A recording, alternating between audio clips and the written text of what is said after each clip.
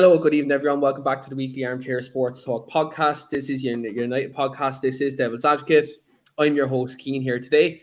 We are joined by Phil Brown from Beyond the Pitch and our Arsenal fan on the podcast, William Bryant. We're here today to talk all things Manchester United and Arsenal, and most particularly this Sunday's big game in the Premier League is first versus fifth.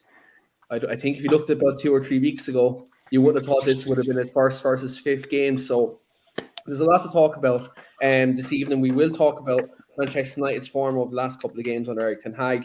We'll also discuss Arsenal's start to the season, top of the league. We will chat about that. Briefly as well, we'll touch on obviously starting 11 and score predictions, the usual as well. But first of all, Phil, it's been a while since I spoke to you. I spoke to you briefly just before the start of the season, and I suppose we couldn't have foreseen the first 2 games going the way they did. Consequently, Liverpool's after happening.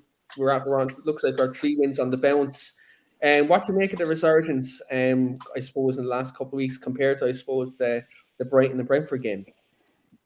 Entirely unpredictable. I mean, it's not just the first 2 games; it was the last 20 games prior to that. So the previous 18, United's form would have had them second bottom. It was hard to see where United were even going to win a game of football because they weren't competitive. I think Ten Hag deserves enormous credit for taking big, brave decisions, one of them being dropping his captain. Look, United fans have been wanting this to happen for a long, long time, but there was never the alternative they would upgrade on Maguire. They've made that change. Same with Luke Shaw. And you can see the nervousness has been taken out of United's defending. That nervousness spread right throughout the team. And when United didn't have the ball, it was so easy to open up and to score against. So I think what Varane, even Dalot, the back 4 at the moment, has brought an assuredness of confidence. If you go back to last season, let's look at how many times they threw 2-goal leads away. I mean, off the top of my head, I'm thinking Villa, Leeds, Norwich. As soon as they conceded 1, the second one came quickly because confidence was on the floor. So against Liverpool, they didn't collapse. They didn't collapse against Southampton. They didn't collapse against Leicester. And they ended up winning the game in a way that I don't think they could have won that last season. So I think there's a lot of things to be positive about. 1, the results, but 2, the fact that we're no longer going to get squad rotation based on continued mediocrity. Now you have to play your way into the team. So even if the likes of Luke Shaw and Harry Maguire play against Real Sociedad, the message is clear to them. It's not enough just to go in and have a decent game. You have to be exceptional now to get your place back because the standard's been completely raised. And so I think, the Malacia has been incredible. And I think Ten Hag deserves a lot of credit, not just for the decisions that he made and who he dropped, but also for the fact that he sent replacements to bring in to replace the players that he was going to drop and subsequently the level is much higher. And I think that the way he's brought him in so quickly for this is something that I've really liked, because I think last season what we did see under Solskjaer and under Rangnick is some of these players who did underperform, they stayed in the team regardless of performance. And we've seen kind of that downward spiral of results. Now we've seen that change. He's brought in, he's brought in Martinez, he's brought in Varane into the setup. Young Malacia coming in from the Eredivisie, he's done fantastically well. I really like his tenacity and his work rate, and like the fact every time he tackles, it's almost like a celebration to the young man. Do you know what I mean? He's absolutely nuts. So like I absolutely love that kind of mentality in the team. So it's great to see that he's brought them in, but also as well the fact that he's kind of brought United back to basics. Like obviously, I think still if you look at the transfer window, I know we'll touch on it slightly in a bit, but he probably didn't get some of the players in fully to play his style of football. So the fact he's brought, obviously he's adapted to that. He's brought United back to basics. He's had us running more. He has us tackling more, and we're seeing the kind of rewards from that now. And hopefully now it's a gradual process, Phil, where we see the style of play being implemented, but also these players who have been, like quite rightly in the last 18 months, been criticised for their work rate, but we see this still upgraded work rate continue. Look, I think there's a few things here. First of all, one of the most overused cliches in football, but it has some relevance, is you have to earn the right to play. In order to do that, you have to match the intangibles. You have to match effort. You have to match intensity. You have to match will to win, desire, all those things, team spirit. You have to bring that first. And then if you can match that, your ability should make the difference between who wins and who loses. If you look at some of the criticisms we had of United last season, there was no leaders. But if you want somebody to lead you, you have to give them a very clear direction of where you want them to lead you to. And I felt like against Leicester, leaders were emergent, that we found players that were willing to take responsibility, that there was a clear investment in team spirit and making sure that the most important thing at the football club was winning the football game. I felt that was present against Leicester. And look, confidence will breed. Confidence will breed better performances. Trust. Once United learn to trust their defence, they'll be better going forward. You can see that trust is just starting to happen. I think when you look at Varane, Martinez, and Malacia, they remind me a lot of Patrice Evra, Vidic, and Ferdinand. Varane being the Ferdinand, the elegant, Rolls Royce. Vidic being Martinez being the Vidic, the thug amongst the two. And Malacia, of course, like this marauding left back that gets forward, that gets back, that does everything well. They remind me a lot of those three. And we've seen the best form of Dalot since he's been at the football club. So I think there's so much to be positive about. And of course, there's still some major signings still to feature. Casemiro, I think Ten Hag done the right thing by not putting Casemiro in. As much as we want to see him, it would be unfair. McTominay's played well last couple of games. And I think he's doing the right thing by Malacia, Martinez, and all that there. Malacia was it 2 or 3 games before he started, so I think it's the right thing to do. I think the way he's gradually put him in has been good, but also as well, you can see that the fact they have that kind of warrior mentality. Like, I think we need that on the pitch. We need personality on the pitch, and they show personality. I know Keane always touches on it, like he says, personality and character. I think if you look at the previous defenders who've been in there, they've kind of hidden their shell previously, and when things weren't going our way. And the fact we're seeing these players now open up, be aggressive, wanting to get on the ball, and they're not hiding, and that's something, that I noticed in the first 2 games. No one was, taking accountability, and now they are. Like every tackle, like you can see they're all geeing each other up, and you're right, Phil. Team spirit, I think, is something we've lacked, and it looks like we're slowly but surely starting to develop in it. But also with that as well, like the relationship with the fans, like the away support last night was absolutely unbelievable, as always as well. And like our away fans are just second to none in world football. And to see like all the Glazers out signs last night, songs from minute 1 to minute 90. I like the Wayne Rooney songs, by the way, last night. That was great. But yeah, it was a good performance. It was a team performance last night, and it's not often we see that. So like I know there's still a long way to go, but I think you can take some joy out of seeing a team performance when I suppose we've been starved of it in the last kind of couple of weeks. What do you think about that, Willie Tilly Bry? Let's see. In regards to United, like, I don't know. You've definitely improved massively since the first 2 games. I still feel like you're decent enough. You're good enough defensively, but you're still producing a lot of chances against you. Like, I feel like you made Leicester look a lot better than they actually are at times. But at the same time, your shape has been very solid. I don't know where I stand at United. Unfortunately, the only game I didn't see this season was probably your best game against Liverpool because I was in the middle of work. Mm-hmm. Now, if I had seen that, it might have changed my whole perception. But against Southampton, I feel like you gave up a lot of chances. But then again, at least you kept the clean sheet. Against Leicester, you gave up a few half chances, but they weren't good enough to create full-on chances. But you kept the clean sheet. I suppose you're working your way up and building a better team. Yeah, look, you're getting better, but I don't think you're on our level just yet. And it'll take time. On our level. Here's the thing. There's an old saying in football, form is temporary, class is permanent. Arsenal are form. Okay, Arsenal are weak. Arsenal were very lucky to beat Fulham at the weekend. Right? Very lucky. They were. Let's be honest about it, right? Yeah, but Fulham are a great team at the moment. They're a good team. And I still fear Liverpool a lot more than I would fear an Arsenal. I still think Arsenal have done nothing to show me they're for real. I mean, they've played well, they've made good signings, but to me, Arsenal are always a team that should be beaten by the better teams because of their weaknesses. They're maybe missing a couple of players at the weekend. If United are for real, they have to beat Arsenal at home. They beat Arsenal at home last season 3-2. And I'll still go back to what I said to you before about Conte. You know, this time last year, Arsenal fans were singing for Arteta to be sacked after a terrible start. And when you look at progress isn't always linear, and it doesn't always happen where you go from bad to great. You know, that's not realistic.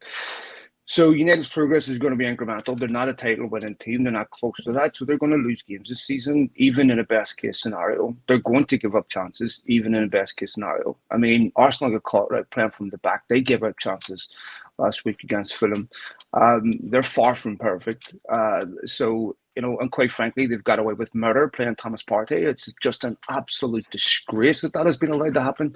And without zero criticism, I don't understand where the moral compass of the British media went, whether they certainly found it with Mason Greenwood, but certainly it disappeared. It's almost like Thomas Partey didn't happen. Twice credibly accused of an absolutely despicable incident that shouldn't have that guy anywhere near a football pitch. We should believe victims. We should give them credibility. And it's the right thing to do. You shouldn't be played.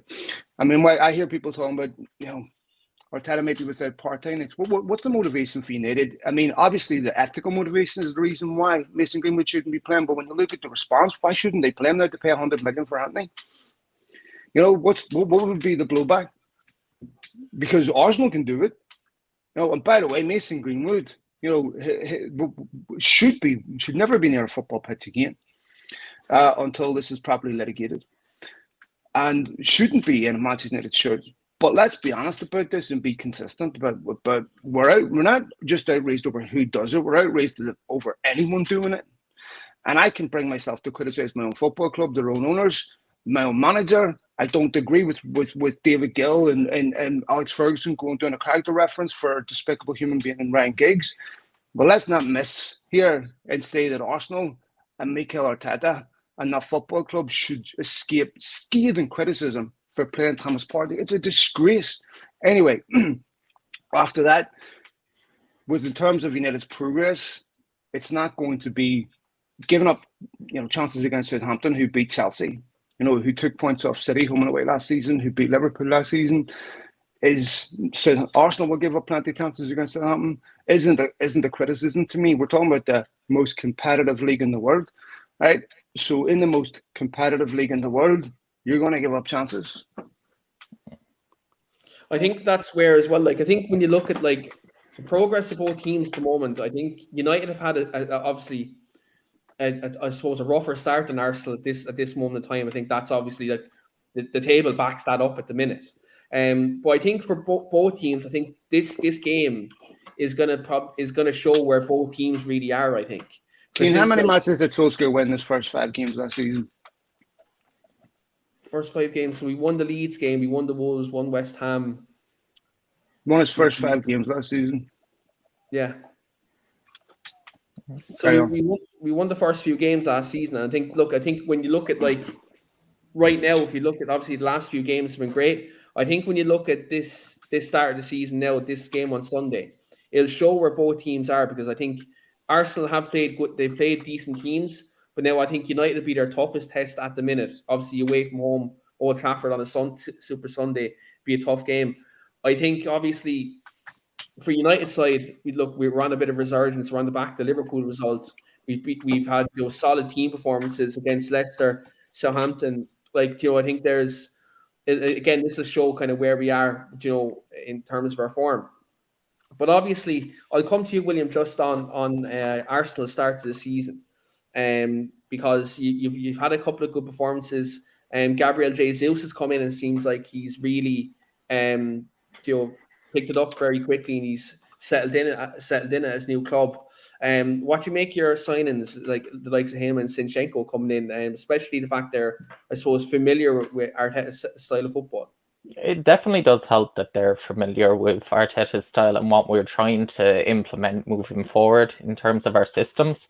Gabriel Jesus is everything that we've needed for the last year and a half in terms of a striker that will get up there, help the wingers, chip in with goals, and just move around everywhere. He's been a revelation. He'll be easily our signing of this season and probably one of our best players this season. And even if he got injured, I'm not actually as worried because I feel like his knowledge will actually help Eddie a bit on the bench as well, who's definitely improved off the bench and arguably deserves to start ahead of Saka this season. Look, in terms of Zinchenko, I think he's better than Tierney for what we want to do in terms of a left back, in terms of building up from midfield and bringing them more inverted. I think he's perfect for that role. He's played under Pep in that type of role. It just fits it, and him being a boyhood Arsenal fan just helps inbred it a lot more, and you can see the passion for the club as well. Then the rest of the signings, look, it was important to build up some depth in the squad as well. It was much needed. So the fact that we spent 30 million on Fabio Vieira and he hasn't come in yet, the fact that he's on our bench, look, decent quality of Porto, but at least that'll be an increase on the rest of the team. And then you have like Marquinhos and Matt Turner is a downgrade on Leno on the bench, in my opinion. But look, I'm looking forward to seeing what we're doing. So far this season, look, we played 5 games. We played Crystal Palace away on a Friday night football where seasons gone by, we wouldn't have won that game. We've nearly always lost our first game this season, and we showed proper character to keep a clean sheet out and showed under immense pressure. Like Palace had the chances that they probably should have scored, but we managed to keep the ball out of the net. We kept a clean sheet. Then against Leicester, we were poor enough. To be honest, like we were good in attack. We got ahead. We went 1-0 up. We went 2-1 up. And then we just totally switched off. Let them score. Then boom, score straight way back. Then switch off again. It was like when we had the 2-goal cushion, they just switch off. Then Bournemouth.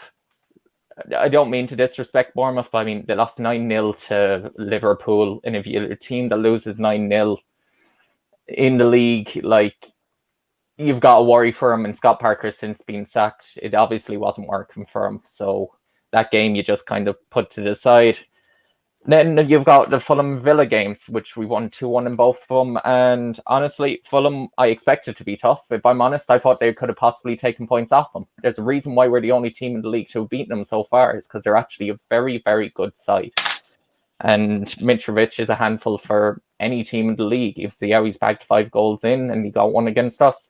And Aston Villa are poor enough. When I'm looking at our performance, our attacking line actually wasn't clinical enough in them games. And I feel like there is definitely a lot more room to improve during this season as well. Yeah, I think for Arteta, I think this season there's definitely room for improvement. I think there's more progress needed. I think especially if you look at like the signings he's made this summer, he's spent money, and like obviously he's finished 5th last season. Like they were favourites. I think we have to get that straight. Arsenal were favourites to get Champions League towards the end of the season. They didn't get it. I think it's a massive test for him this year now. Obviously juggling Thursday, Sunday. Obviously we're in the same situation as well. We'll obviously be in the Thursday, so we'll be in the Europa League this season. So it'll be interesting to see. Obviously next week Europa League starts. Well, next week, Europa League starts for Arsenal. So like from your perspective, let's see how Arteta kind of, I suppose, juggles both competitions, because the last time he did have Europa League with him, he did kind of drop down the table in the second half of the season. So it'll be interesting to see like this time round, how he kind of copes that. I think it depends as well. And obviously we have a few more injuries nowadays, but when you're looking at the squads fully fit, like we did kind of have two 11s playing. Like we did improve kind of the amount of players in our squad. Like we have the same amount of first team players in our squad as Man City do. Like in terms of that squad depth, yeah, I would have liked to increase. I would have liked to have gotten another number 6. I would have liked to have gotten another right winger. But in terms of numbers, I'm not actually as worried in terms of numbers until the injuries start rolling like they have started. Yeah, I think I think for any team, when you have European football, especially Europa League, you need depth. I think we're in the kind. I feel I'd say we're in a similar situation where I think our squad depth would probably be tested as well this season. Especially like we have similar to Arsenal, we have Thursday, Sunday now between now and the World Cup. So like in terms of our transfer window, the players we brought in, Phil, obviously we brought in Casemiro, Martinez, Christian Eriksen, Antony. When you look at the Europa League side of things. Obviously, Ten Hag is going to have to rotate. Do you think like the likes of Harry Maguire, Luke Shaw will have to try use the Europa League as a springboard to get back into the form? And also as well, maybe you see like young players such as like Zidane Iqbal and coming into the squad to maybe you'll get some game time and valuable first team experience. That's primarily what the Europa League is for. It's for players that aren't playing. It's for players that are trying to get back in the first team squad.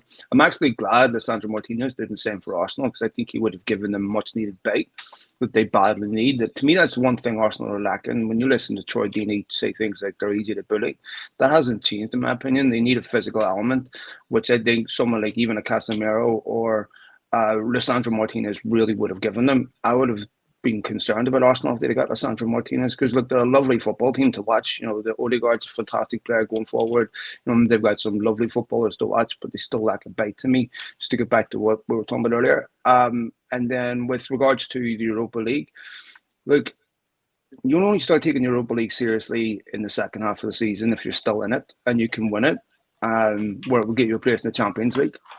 It shouldn't be a way into the Champions League, in my opinion. If you aren't good enough to finish in your top four in your own league, you shouldn't be getting in the back door.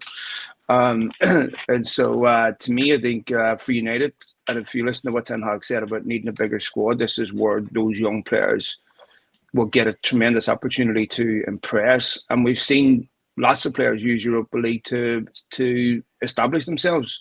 I actually think that being in the Europa League is better this season than being in the Champions League. They're not good enough to be in the Champions League yet. And this gives them an opportunity to test some of the younger players that badly need games. Yeah, I think as well, it gives Ten Hag, I know like look, Thursday, Sunday is a bit of a pain in the arse. Like, let's be honest, like, it can be like for your domestic campaign, but to use the wider squad and get to know these players, I think for him especially, I think, look, Arteta would, like in Arsenal's situation, I think he knows most of his squad now at this point in the season. So, like, I think he's going to like probably use more of his younger players in the Europa League as well. But I think for Ten Hag, it's slightly different because he's going to have to get to know some players he hasn't played in the Premier League yet. To know, like, your Iqbals, I think even to an extent, like, can Donny van de Beek fit into his system? He's at United with the United players at the moment. Like, can he do that? Obviously, we signed Dubravka. He's probably going to be our Europa League goalkeeper, though similar to what Sergio Romero was in 2017. Like, I think there's some players in there he's going to get to know. And I think Europa League with the group we have as well. I think, look, Sheriff, like, people probably laugh at our group. They beat Real Madrid in the Champions League last season in the group stage. Like, they'll be a tough enough team. Sociedad, we've come up against them in the Champions League and the Europa League. They can be tough now. They lost Isak, thank God for that, because I think he's a brilliant player. But like when you look at our group, like, we have two teams there who will, like, if we do rotate in this competition, will give these younger players or fringe players a tough test. And look, it should be something that they should thrive on and they should use as a springboard to give Ten Hag a headache. And I hope, like, with some of the players that are there, you look at Rashford. Does he drop out when Antony comes in? Like, that's something. Can he use the Europa League to springboard his form again? You have young players there who I think even from the defensive side. So we still have Tuanzebe and players like that at the club. Can they work their way back into like the thought of Ten Hag by using the Europa League? Lindelof is still there. Like, there's players there who I think who are on the fringes of the squad who can maybe either A, give Ten Hag a headache, or B, put themselves in the shop window after the World Cup.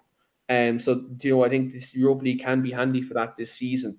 And look, hopefully with the results and, like, I suppose, winning trophies, who doesn't like winning the trophy? And also, like, Europa League is also the only competition Cristiano Ronaldo actually hasn't won as a footballer. So if there's ever an incentive for these fringe players to get us through, please get us to knockout stages and let Ronaldo complete the collection. Because I know, look, I always use the Ronaldo as the GOAT over Messi. I am going to use the Europa League, guys. I'm just going to let you know that now in that argument if Ronaldo does win that. But we'll move on in terms of the kind of coming into the game Sunday. Obviously, we've United are on 3 wins on the spin, William. And it looks like they're starting to pick up a bit of form compared to the first 2 games. When you look at the Man United team, I will ask the opposite question to Phil. When you look at the Man United team this weekend, what concerns would you have in terms of a threat going forward? Personally, it depends what team you start. I think Ronaldo might actually start this weekend now for the first time in a while. I think, as Phil was saying, maybe a bit earlier in terms of the physicality. In order to win, like often you're not playing out from the back as much as Ten Hag would like because you don't have the players for it in defence, and David De Gea isn't a good enough goalie to do it. So therefore, you're going to end up kicking it a bit longer. And in order to win then the battle, it'll be the midfield battle where you want your striker to win the balls, and it's whoever's going to win them second balls in midfield. When I look at your midfield and when I look at our midfield, if you can kind of just roughen us up a little bit, then maybe you can start winning the second balls a bit more, and then you can get it out in transition to your attacking players that can then hurt us a bit more. And obviously with the injuries which are coming up, we won't have our full first team, which is a bit more of a problem, I do think. Like, I do think you could cause us troubles, and I do think you can get something from us this game, but it depends on the team that's going to start as well. I definitely think the physicality is somewhere that you can get at us. If you can win them second balls, you'll win the game.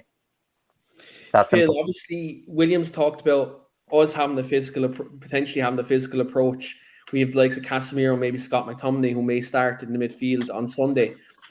On the flip side, when you look at Arsenal's threats, what concerns would you have in terms of Arsenal's threats going forward? I suppose, let's say in the case we're caught on a counter or they are pressing us going forward. Well, I mean, they're technically very, very good. They have the quality in the midfield to cut you open. If you let them play, if you stand off them, which United would have done last season, they'll tear you apart. With Arsenal, playing out from the back is massively over fetishized, in my opinion. First of all, there's really only limited times you can do it in a game. It's almost impossible to do from dead ball situations because it's really easy to defend against, actually. If you mark players properly and press them properly, they can't get out. There is no second ball. There is no out ball. So you have to do it in the middle of a play or when you break up play, where you play from the back and you do it quick before teams get set. So to me, I think it's massively, you must always play from the back. I don't agree with that. I think there's certain times when you can and certain times when you can't. And most of the times you can't. Like, you can't do it from a goal kick because you can drop your centre backs deep to take the ball, but then what? Everyone's marked. How do you find space when teams are set? It's near impossible. In fact, I remember talking to Franz Hoek, who was telling me how they did it at Bayern. And at Bayern, they would always bypass the first line. They would put it out wide to their wingers. And so, it's massively over fetishized and massively misunderstood about. And United found this out against Brentford, and Arsenal found it out against Fulham last week. There's times when you do it and times when you don't. That comes with confidence. It comes with experience of knowing when to execute and when not. You also have to have the players, which Maguire isn't capable of doing it. So I think the back four that United have now is much more sensible and much more capable. What would concern me about that is the second player, is the player in defensive midfield. Do they have the technical ability to transition? And I don't know if they do, which is why they wanted De Jong. But with Arsenal, their threat is in their attack defensively. As Brian was saying, there's vulnerabilities there, where United have shown some resilience in the last couple of weeks defensively. So I don't think Ronaldo will start for the reason that I just said, because I think Arsenal need to be heavily pressed. I think there's vulnerabilities in that back four if you press them properly, and I don't think Ronaldo gives you that. I think he'd be someone that will come on last 20, 30 minutes. Do you think as well, I'll just go back on that, Phil, I'll come to you, William, then just on like tactical setups and who you think may start for Arsenal, and just also as well just on Arteta. Like Phil, you're talking about we need to press in the front, and obviously you think Ronaldo won't start. Do you think, obviously he's only going to have a couple of days training, but do you think this could be a game for Antony to come in, considering he has that specific skill set to do that? I don't think he's entirely convinced by Elanga. So I still think there's an opportunity for a quick player to come in there and take his place. The fact that Elanga gets picked and Ronaldo doesn't is illustrative of Ronaldo's limitations. So I think that Casemiro could start, because I think United will look for more physicality in the middle. So it wouldn't surprise me to see Casemiro and McTominay play, with maybe Eriksen being left out. and Bruno Fernandes playing an attacking midfield role, because I think Eriksen's really similar to, I know Odegaard might be out, but I think he's similar to the Arsenal players in midfield. I think United will look for physicality. I think Antony has a chance of starting simply because they just don't rate Elanga that highly. On that, William, obviously, like if United do go with that kind of physical setup, who is available for Arsenal now in the field? Obviously, I know you have a kind of few injury problems, and there's there's players coming in and out, and you had a bit of issues. You wanted to get Douglas Luiz in for this game. Who's available? Who do you think will start for Arsenal in the midfield? Let's say in the midfield. I think it'll be the same midfield as we played against Aston Villa midweek. I think Odegaard will just about make it. I think that's a bit. The press conference by Arteta is to try and bluff the injury a bit more than this. I kind of hope that way happens, but that's just my gut feeling that you will still go with him. If not, it'll be Emile Smith-Rowe in that position, who's shown already at the start of last season that he'd be more than able to perform in that position as well. But I'd say it'll be Lokonga, Odegaard, and Xhaka as the 2 8s, then with Lokonga in the 6. Big, massive game for him as well. I think William will have to play a bit of bingo. Who's getting booked first on Sunday? Granit Xhaka or Scott McTominay? That we'll have to McTominay. Yeah, we'll have to do a bit of a bet Sunday. We'll sort something out. But yeah, look, I think that physical battle in midfield, I think, could be very interesting. Especially, I think Granit Xhaka has been better this season compared to previous seasons. He's had a decent start to the season. I think Scott McTominay has actually been, from the Liverpool game up to now, he's actually been exceptional. I'm not going to lie. Like his ability to break up the play, he's getting about. He's winning his headers, winning his tackles. I think he's done very well. And I feel I think you were right. Like in terms of, it was very probably unfair to take McTominay out of the team yesterday. Do you think, like in these bigger games, obviously we've the luxury player in Eriksen there who can come into midfield in games where I suppose we're expected to have more of the ball. Looking at this game, this could probably be a bit more 50-50. Do you think, what do you think would be the best kind of, I suppose, approach to taking these bigger games? Would you go like Fred beside a Casemiro or McTominay? I think more likely it'll become McTominay and Casemiro, because it's hard for me to actually see why Fred would start over Eriksen, over Casemiro, over McTominay, because McTominay's obviously in there for his physical strength, and what he gives is completely different to what United midfielders have. It's hard for me to see what Fred has that's better than Casemiro. He doesn't have the obvious strength. It's better than any of those midfielders. So to me, I think it will definitely be McTominay and either Eriksen or Casemiro. But I think Casemiro, I think it was telling that he gave him, brought him on 55 minutes against Leicester, where he would really be, one, physically ready, having adjusted somewhat to the Premier League, knowing what it's about, and two, not exhausted. I don't think you can play Christian Eriksen 3 times in a week. So it wouldn't surprise me to see him do that. In the Premier League, you need physicality. If you take a look, I remember Mourinho's team going to play Celta Vigo, and I remember them talking about how physically big United were. One of the reasons why McTominay got in that team is because he went from 5'8" to 6'4" in a year. So he's a big, tall boy. And the question mark for Arsenal, look, if you look at them last season, 41 of their 69 points came at home, right? So their problem was away from home. Now, to be fair to them, they've won every away game this season, and you could not underestimate how big a win that Crystal Palace one was, because that's a very, very good Crystal Palace team.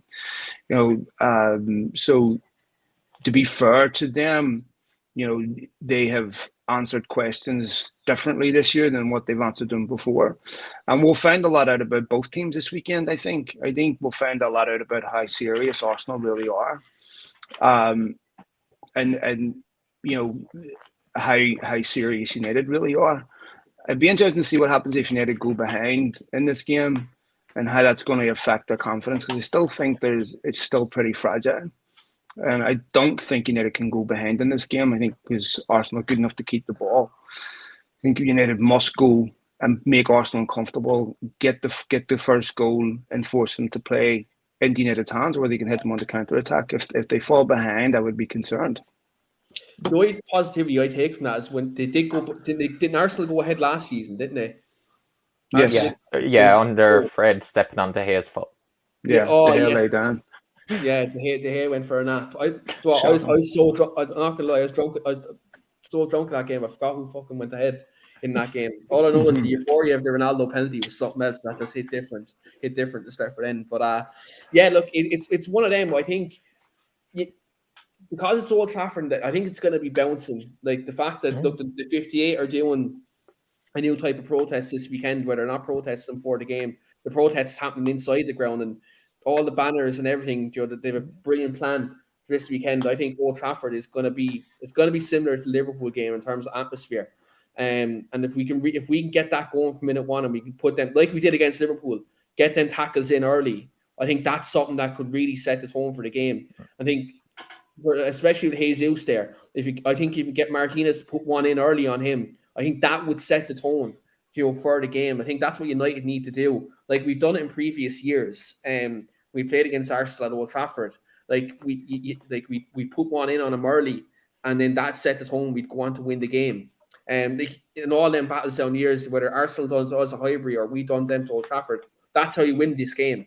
I think you have to put one in early. You have to let them know you're there and get the crowd up. I think the crowd can. United have got the record for the most yellow cards in a season at this point in any season in history.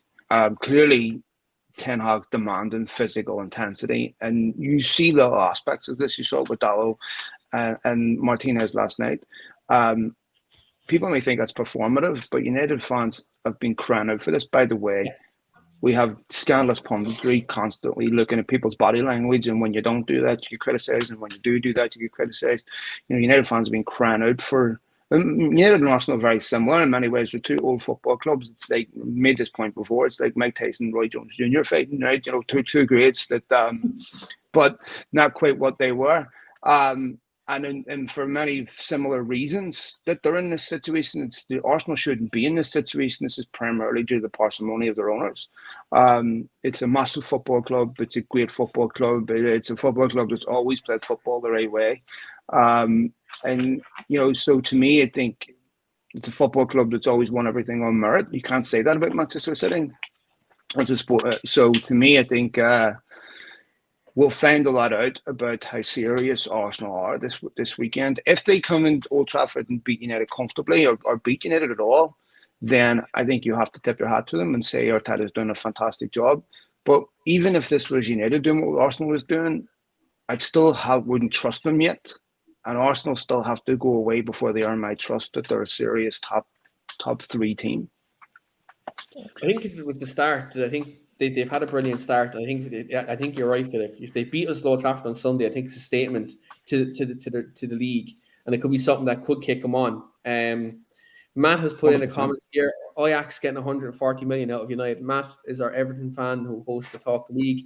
Loves to stick it into United every now and again, but Mr. Smith, when we play Everton, we're going to get you on, and I hope you're in the bottom three come that game. I really hope you are. But yeah, like William, obviously, like look, you've made this start, and it's been very positive. Do you think Arteta, like long term, is going to be the man to maybe potentially get you back into the top four, but it looks like you are making progress, slowly but surely. But do you think he's the man to kind of bring you back to where you want to be in terms of like challenging for like the big trophies? I haven't fully seen anything that makes me think he isn't. Like when you look at the games like Newcastle, like last season, it cost us top four. I don't necessarily feel though they were his necessarily faults in terms of his tactics or anything. I think the players didn't go out and play for him at all. I personally feel like we do have I think he is tactically top class. I think he's slowly but surely getting into his role. And look, I hope he takes us all the way there. Only time will tell. I think he should. There is no doubt we have to be getting top four this season or else it's a complete failure. That I have no doubt. There is nothing else. Well, unless you get like fifth and win the Europa League, then there's a bit of leeway. But there is no chance in hell that I'm accepting anything less than the top 4 this season with how much we've kind of put into the team in terms of his inputs on the players that he wants, in terms of everything. And given the start that we have had, there's a lot of pressure on him, but I think he thrives on the pressure. And once things start rolling, there's just a great atmosphere around the club. And it's just something I haven't felt in a long time, if nearly ever, in terms of my whole lifetime. Because obviously when we were winning titles, I was only 6 and 7. So you have a certain amount of memory when you're that age. Obviously, you'll remember the great times and go into all these, but you won't have the adult memories. It's probably the best times that we've seen in the Emirates in a long time. And look, long may it continue, and I hope it does. Do you think he's under a similar pressure that Solskjaer was under last season when he got all his proper signings last summer? And do you think he's under a similar pressure where Solskjaer was making continued progress? And we want him to make that go that one step further. Do you think he's on that same kind of trajectory where he needs to kind of make that step further this season? Obviously not challenge for the league, but he needs to show that kind of further progress. Unless kind of it, he'd be at a bit of a bad point there. Yeah, no, I think it's a fair comparison in terms that it's the third season now, or the third full season. Yeah, he has to make that progress the same way that Solskjaer did. I've got a bit more confidence in Arteta than I did with United and Solskjaer. It felt like with Ian Solskjaer that it was always going to fall off eventually. Whereas since day one, that when Arteta's came in for us, there's something special about him that I can't put my finger on. That he just resonates with me, or something that there just feels something special about him. I felt that about Solskjaer. I know what you're on about. When it's one of your own, in there, it feels different. The thing is, I'd never had that feeling about him as a player.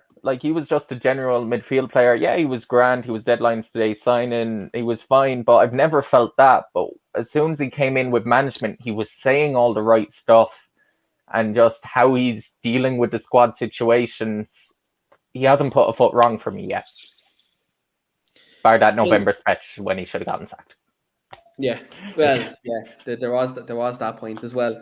But look, we will go into our starting 11 and our score predictions for this weekend's game. It's going to be very interesting to see kind of how Phil and William set up their teams as well, and also as well, I'll throw my 11 in there as well. Why not? But Phil, just on the Man United side, what would be your 1 to 11 this weekend? I think it would be exactly the same with 2 exceptions. I would take out Eriksen for Casemiro, and I would take out Elanga for Antony. But just to pick up on something Brian said, because this is an important point, managers aren't always the reason why they fail. There's a million reasons why managers don't work out at a football club, and it's not always a manager's fault. We see managers have a disastrous tenure somewhere, then go somewhere else and be successful. It's not because they're a bad manager here. It's because of the people above the manager not implementing strict control parameters that support a manager and don't usurp his authority, so that in front of 22 players, he's essentially nothing more than an impotent coach. How a football club is set up often determines, this is why managers now interview clubs. We often heard about Ten Hag, he needed to interview Manchester United. How football clubs are set up will determine an awful lot about how their employees are successful, how their employees are incentivized. Will also determine that too. So for me, I think Arteta, it's a bit unfair sometimes to blame him solely on all the problems when they're not all his. And it's the same with any manager for that matter. The other thing we're talking about here, lads, at the moment, we're talking about 2 different leagues. We're talking about the league that Manchester City play in and the league everyone else is playing in. And we're sitting here, talking about will we finish top 4? Do I see Arteta or even Ten Hag, for that matter, toppling Guardiola anytime soon? No.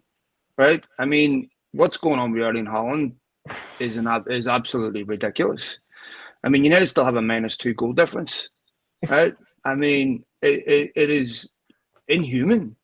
I mean, and if this continues, this is an eyesore for the Premier League, because you can't have teams doing this. You can't have a guy scoring back-to-back hat tricks in the most competitive league in the world. It's just ridiculous.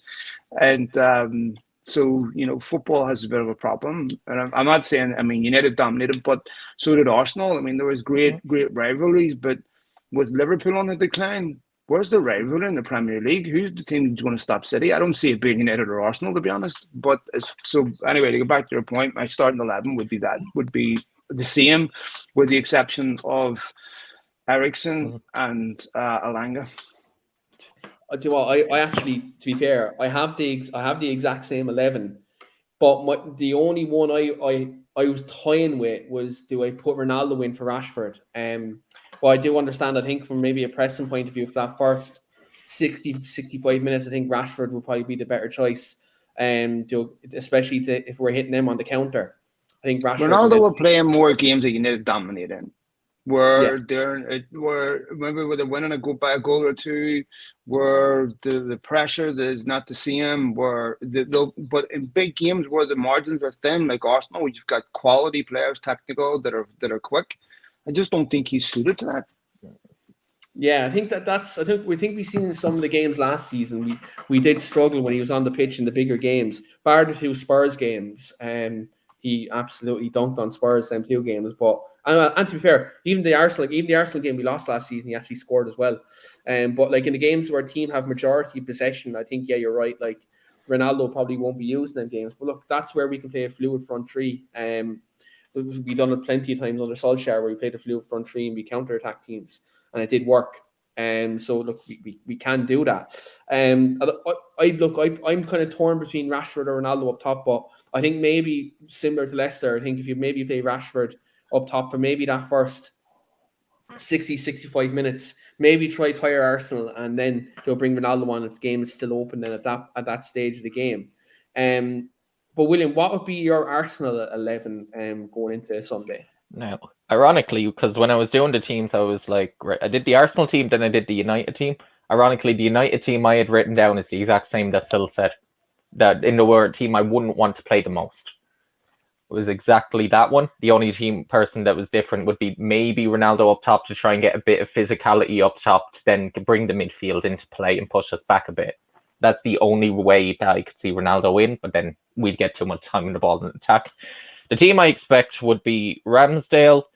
At right back, I expect Tomiyasu, because Ben White wasn't training today. So if he isn't fully training today, I don't expect him to be in the team to play against Man United. And I expect Tomiyasu to come back in. Plus, he's a little bit more physical. And if you put him next to William Saliba and Gabriel, I think it's a bit more physical than some people would give us probably credit for. Then hopefully at left back, I hope Zinchenko, personally, because I feel tactically it will help with our progression, him playing in the 2-3-5 or the 3-2-5, depending how you set up defensively. Depending if you put 2 attackers on our defense and the rest, it depends on what shape we'll go. Hopefully Zinchenko, if not, it'll be Tierney, and that would make us worse. Then we'd have Lokonga, I think Odegaard and Xhaka, and then a front three of Saka, Gabriel, and Gabriel Martinelli. It's a good thing you don't throw the other Gabriel up front. Jesus Christ. But this is another reason why I think they will play Casemiro, actually. Is because Gabriel Jesus is... So when Firmino... When Darwin Núñez got suspended, United dropped Maguire in training. Now, they may have dropped him anyway, because Firmino is a false 9 who doesn't sit on the last defender. And he drags defenders out. You don't have a defensive midfielder prior to Casemiro that was disciplined enough to hold shape. This is another reason why I think, because of Gabriel Jesus, they'll play Casemiro. I think I think Casemiro would be good to help with that role, to help break up play. Mm-hmm. I think as well to disrupt Gabriel Jesus, dropping into the hole and bringing players into play to make them runs. He's very good at that. He's very good at that Man City as well. I think that education on the right wing last season really helped his overall all-round game. Last season he was brilliant out there for Man City as well. So yeah, Jesus is a threat, and he's someone who I think he's been brilliant. Yeah, I rate him. I really rate him. I think he's a class player. I think Saka is a class player. I think they have some very, very dangerous players up front. They have a lot of pace up there. And if Harry Maguire was centre half and Shaw playing left back, I'd be very worried. But with Malacia and Martinez in there now, I think we have players with pace and the aggressive nature to keep up with Arsenal's front three. But equally, then like if let's say a Xhaka and them are in midfield and they're I suppose looking for a physical battle, we can throw Casemiro and McTominay in there to try combat that as well. And think like you have the creative nous of Bruno in there, who look to be quite frankly he's been better in the last couple of games as well. I think that armband's really helped him come into his own in the last couple of games. So look, let's hope we can get the result. And it's a good game of football Sunday, and it's a good sporting occasion. Back in the day, I think we all know some of these games had a bit of spite in them. But what's key for us really is just to try and get the crowd out of it in the first 20 minutes, because you will be up for it and it will be intense. We need to get you out of it in order to try and get off to a good start. Yeah, you're going to have to get the crowd out of it. Because I think, like, look, with the active protests that's going to happen in the ground, Old Trafford is going to be like this different level. Like if you look at I know you didn't see the Liverpool game, but the atmosphere in Old Trafford for the Liverpool game was probably the best I've seen in like since City before the lockdown. That last game before lockdown, the crowd really pushed us that day. And I think one of the difficulties about taking the crowd out of it, though, Keane, is that if United start losing, United fans will get even louder towards the owners. Yeah, and so it's hard at the moment because a lot of the atmosphere on the pitch or on the set of stands is not related to what's going on the pitch. Yeah, absolutely. And just one thing I'd like to point out to all these so-called pundits on some of these platforms is United only say Glazers out when we lose. I think you quite find that Glazers out's been loud and proud since we were winning Champions League, since we were 2005. Yeah, 2005 when we're at the pinnacle of football. And some of these ill-educated people are saying that we're always saying it now because we're losing. Well, we're winning the last couple of games, and all the banners there, all the chances there, the 58 are being very proactive in terms of what they're doing as well. So for people to say that we're only we want the owners out because we're losing the games, it's very ill-educated. And I think you need to do your research before you make such kind of slanderous comments like that. They're not making those comments because they lack the right information.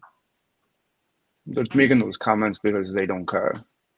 And look, it's an ethical issue. And I've said this before, that whatever happens, I don't believe you would have Stan Kroenke at Arsenal if you didn't have the Glazers at Manchester United. I don't believe Hicks and Gillette would have happened at Liverpool if you didn't have the Glazers. The precedent that they set, and if it's a new bar, a new low, will be carried on somewhere else. It will come to your football club too. And this is about shared interests. I don't want to see Arsenal being run like that. I want to see it exceptionally well-funded football club run with an ideology that's commensurate with its support base. Because as football fans, we have one collective interest, and we don't stand outside, the Bank of England with a scarf. So we don't celebrate businesses, we celebrate football teams. And we talk about transfer fees. I don't care what they pay for a transfer fee. I'm sure I just want to watch a great player playing football. How much they cost is irrelevant to me. And given the source of a lot of the money, it's coming, United take money from Saudi Arabia. Given the source of a lot of their money is hardly clean anyway. To me, I think getting pretentious about transfer fees, let the money men deal with that. And by the way, I've made this analogy before, and I mean this sincerely. Because Manchester United have spent money, I'm not grateful to the Glazers. I'm not grateful to the man that stole my watch for telling me the time. This is not their money, and whatever debt United go into to buy players, they won't be paying it off. This is not their money, and so it's the same for Arsenal. I mean, Stan Kroenke's wife is wealthier than he is, and she owns a business that has a greater annual turnover than some countries, right? I mean, Walmart is massive. They could go out right now and spend $1 billion on signings and do some ropey transfer deals, and it's around an hour to them, But to then kill what Arsenal fans love, to take that from them, because you see the football club as nothing more than a plutocrat's plaything. This is a failure of football governance. They fail to protect their football clubs and their fans from their clubs being used by people who don't share the love of the football club. That is a disgrace. That is so unfair, and football fans deserve better. I think this is where the presidents, I think with these new types of owners coming in, there needs to be like the fit and means test. Like I think the Glazers set that precedent now where clubs, we're getting leverage with that. I think Thaxton Shinawatra passed that test. Sorry? Thaxton Shinawatra passed that test. Manchester City managed to go from a despot owner from another despot owner, right? Thaxton Shinawatra, a guy who is guilty of war crimes, guilty of mass slaughter, of embezzlement, and all sorts of stuff, passed that test. Roman Abramovich passed that test. What Roman Abramovich was sanctioned for wasn't new knowledge. Everyone knew it. Why now? I mean, why didn't you do it 10 years ago when everybody knew it? Oh, the Newcastle owners, all of a sudden they're playing in green and white, but they've got nothing to do with the Saudi government that put Jamal Khashoggi through a wood chipper. Is this for real? I mean, this is one. The Premier League were more concerned about TV rights than human rights. I'm sorry, but I don't want to see the Saudis buy my football club. My entertainment's not more important than someone's human life or their rights. I mean, to me, there's a line. I've no doubt that lots of United fans would react the same way Newcastle fans did, and they'd celebrate it because they're getting all these new players. That's where I get off the train. That's where I'm doing something else in my life. I have no joy in celebrating Manchester United financially doped to the eyeballs by people who are throwing people off buildings, who are putting women in prison who are committing egregious human rights abuses. I mean, fuck that. I think that's where like the Premier League and the FA, that's what they're at fault with all of this. Cretins, mate. They don't care. They absolutely don't. And this is where like they talk about football's for the fans, football's for everyone. It really isn't. And that's where there's that close shop mentality is always. Where are we going for the World Cup? We're going to Qatar in the middle of the winter. By the way, do you know how many Nepalese workers died for this World Cup to be put on? Do you know how many of them had their human rights taken away? 100,000. It's beyond. Then when they ask to get paid, they get deported. Right? I mean, this is a disgrace. This is a beautiful game at its core. All the bullshit that surrounds it, they should have, Platini and Sepp Blatter should have been in prison, right? Yeah, because of the level of corruption that is involved in this sport. I mean, with Manchester City making a mockery of FFP rules that they signed up for, just basically want to sue me, do what you want. And they got away with it. These clubs got rewarded for their Super League treachery, right? By a new UEFA Champions League competition. These people are scumbags. It's not that they have a calibrated moral compass. They look at a situation and go, what's going to cost us the most here? And that determines how they act. So, you know what? We've got a lot of sponsors engaged in us. If we protect this player, it's going to cost us a lot of money. If he's an academy player, done, right? If it's someone who's not an academy player, they'll protect the most despicable, egregious behavior until they're forced to do something about it. Not because, Arnautovic, Manchester United target Arnautovic, and after fan revolt, they say no. A club guided by a moral compass and ethics never would have went for him in the first place. You should not rely on some people on the internet telling you how to calibrate a moral compass and not pursue a racist and a sexist, right? I mean, I'm sorry, but this is the part of the sport I despise, because where we know this is headed to a Super League. Look, the German league's finished. The French league's finished. Right? Bayern Munich have won the league 10 years in a row. They're winning game 7-0. Right? I know they drew at the weekend. What's in it if you're a Bochum fan? If you're a fan of some other football club? And now we look at the Premier League, Manchester City. Unless someone finds a way to compete with them, exactly the same thing's going to happen. This is why we'll end up with the European Super League, because there is no more competitive balance when clubs are owned by state-run individuals that have unlimited budgets, that use these football clubs as nothing more than a proxy to compete with other states that they don't like. That's not football. It's not at all. And you look at the other clubs who are pushing for it then as well, like Real Madrid, Barcelona, who are getting away with murder over there in Spain as well. We could go on and on about the finances of football, and I swear to God, the amount of the moral compass in football, as I said, Phil, is non-existent. But this, like, we love our football clubs for our history, for the game, for them moments that make us get up off a seat. That's the reason why we love football. And then you have the other people in the game who just don't care about the fans, and that's where we have that difficulty. We're going to wrap it up just here now in the moment, but I just want to get the lads' predictions for Sunday's game. William said at the start of the show, United aren't on Arsenal's level yet. So I'm going to let the two boys fire away first of all and give their score predictions for the game. I'll get the opposition go first. William, and give us your score prediction for Sunday's game. I've got 3-1 Arsenal. I think we'll get a goal in the first 20 minutes and it'll just settle us down into our game. And then eventually we'll go like 2-0 up. We'll start to relax a bit too much, invite you on. You'll get the second, then we'll go out and get a third eventually on each counter. So strong words from William Phil. He's gone 3-1 Arsenal. Do you agree with his prediction, or have you gone something different? No, because I don't see United conceding 3 goals at home. Something would have to radically change for that to happen. I'm not confident in any prediction, to be honest. But I think United will grind it. We'll win a narrow victory. I think it'll be something like the Liverpool game. I think will come out high intensity. They'll be desperate to win the game. They'll come out just like they did against Liverpool.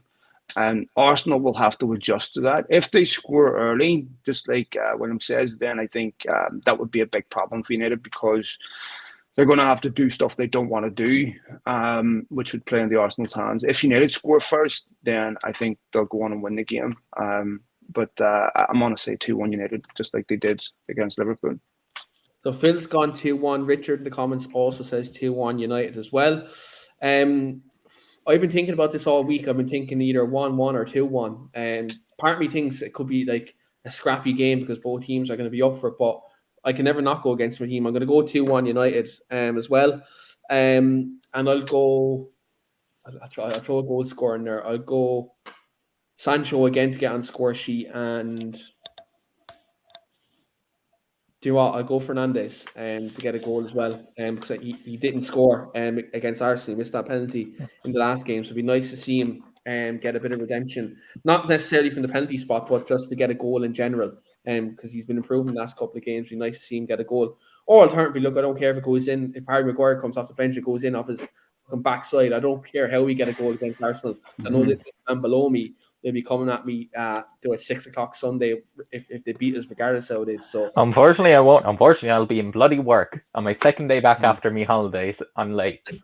Bloody bastards. Enjoy, mate. Enjoy, William. I hope none of them were watching when you said that. But on that note, we will wrap it up there. Thanks very much, everyone, for tuning in. Cheers, lads. Thanks, William. Cheers. Thanks, Keane. See you later, mate. See you later, Phil. Just with regards to that, guys, do check out Phil's podcast and Beyond the Pitch. I will drop that in the video and link description, and also hit that like button and also subscribe as well. And we will have many more shows coming up, especially the Europa League coming up, guys. We'll basically have 2 or 3 shows every week, and on top of that, we've talked the league, and also Jamie's podcast will be back next week as well. So plenty of podcasts. Keep supporting the channel, and also I will release this out on audio as well. I know I said it last day, but I will get this out there today on audio, because I know a few of you on Twitter have been looking to listen to this on audio platforms as well. So look, we will get that put out there. But thanks very much, everyone's support. I hope you have a good weekend. At least it's not an early kickoff to ruin all our weekends, but could ruin our week going into the next one. But look, let's not think about that. Have a good evening, everyone, and I hope you all have a good weekend.